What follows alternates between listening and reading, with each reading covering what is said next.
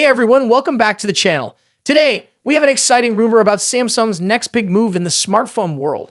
It looks like Samsung might be making some big changes to its upcoming Exynos 2600 chip, which will power the Galaxy S26 series. But here's the twist. It may not even be called the Exynos 2600.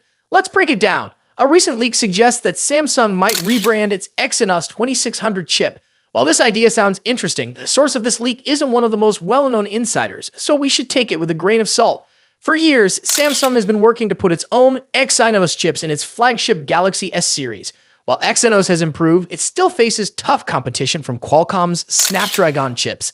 The Galaxy S24's Exynos 2400 was a big step forward, but many people still prefer Snapdragon-powered devices.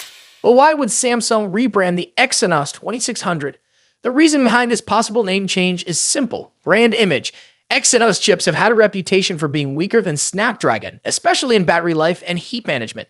Many Samsung fans still hesitate to buy an Exynos-powered phone because of past performance issues.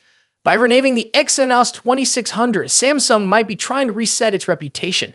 But here's the thing, a name change alone won't fix anything. If the chip doesn't perform better than Snapdragon's next-generation processor, people won't be convinced. Can Samsung's 2-in chip compete?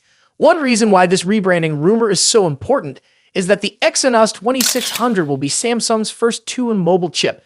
This means it could bring huge improvements in speed, efficiency, and battery life. Right now, Samsung Foundry is preparing to start producing Exynos 2600 prototypes in May. If they succeed, Galaxy S26 series could be the first phones in the world with a 2-in chip. This would give Samsung a major advantage over Apple and Qualcomm, who are expected to release their 2-in chips later in 2026.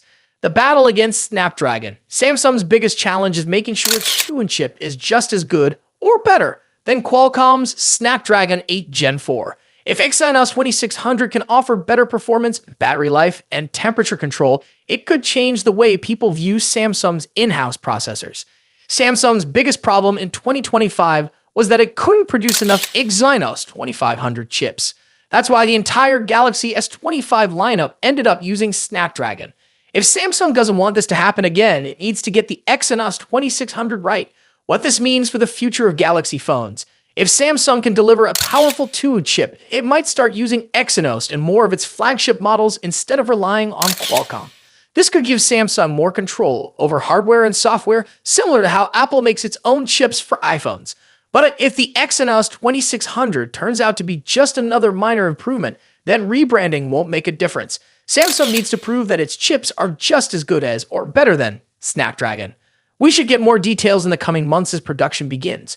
Whether Samsung changes the name or not, the real question is, will this chip finally make Exynos a true competitor? Let's wait and see.